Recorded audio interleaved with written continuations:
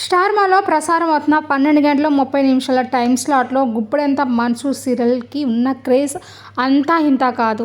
అసలు ఏ సీరియల్కి రాని క్రేజ్ ఎందుకు వచ్చిందంటే దాంట్లో నటిస్తున్న ముఖేష్ కూడా. అదేనండి మన రిషి సార్ అని ముద్దుగా పిలుచుకుంటాం. సో మన రిషి సార్, అదేవిధంగా తనకి పేరప్ చేస్తూ నటిస్తున్న రక్షా గౌడ. తన అసలు పేరు రక్షా గౌడ అండి. సో మన క్యారెక్టర్ ప్రకారం అయితే వసు. వీళ్ళిద్దరిని రిషిధార అనే ఫ్యాన్స్ ముద్దుగా పిలుచుకోవడం స్టార్ట్ చేశారు.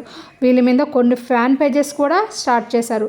కానీ at the same time Rishi sir quit అవ్వడం, జగతి చనిపోవడము, ఇలా ట్విస్టుల మీద ట్విస్టులు, న్యూ క్యారెక్టర్ ఎంట్రీస్తో దాన్ని ఈవినింగ్ టైం స్లాట్ని ఆఫ్టర్నూన్ టైం స్లాట్కి అయితే షిఫ్ట్ చేశారు. కానీ ఇది ఇలా ఉండగా ఎంత ఫ్యాన్ ఫాలోయింగ్ సంపాదించుకున్నాడంటే కర్ణాటకకి సంబంధించిన ముఖేష్ గౌడ గారైతే సో మన తెలుగు నటుడే అనుకుంటారు. కానీ కాదండి, తను కన్నడకి సంబంధించిన వ్యక్తి. కానీ ఇప్పుడు మన తెలంగాణ, ఆంధ్రప్రదేశ్ అందరూ ఓన్ చేసేస్తున్నాడు మన తెలుగు వాళ్ళలాగే. సో గాయస్, ఈ విధంగా ఉషా రాణికే అనే ఒక ఆవిడ, తను రైటరు. సో ఇప్పుడు రైటర్ కూడా చేంజ్ చేశారు. At the same time team members తను ఒక పోస్ట్ అయితే చేశారు. చీకటి చూసి సందేహిస్తున్నావెందుకు, ఇక్కడ అంతా నీ వాళ్ళే, అదుగో ఆ ఆకాశం నువ్వు ఏం చెప్పినా వింటుంది, ఇదిగో ఈ నల్లమబ్బు నీ బాధంతా తన గుప్పిట్లో దాస్తుంది, కనిపించే చుక్కలు వికసించే మల్లెలు ఓదార్స్తాయేమో తప్ప ఎత్తి పొడవు,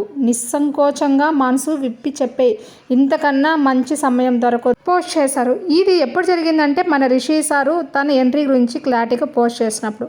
సో దానికి సంబంధించి ఈ విధంగా కూడా అభిమానులండి రిషి సార్ గురించే రైటర్ గారు ఇలా పోస్ట్ చేస్తారు అనుకుంటున్నారు. మీరేమంటారు? అవునా కాదా? కామెంట్ చేయండి. ఇలాంటి లేటెస్ట్ మరిన్ని అప్డేట్స్ కోసం please voice of S YouTube ఛానల్ని సబ్స్క్రైబ్ చేయండి, సపోర్ట్ చేయండి. Thanks for watching my channel. Bye bye.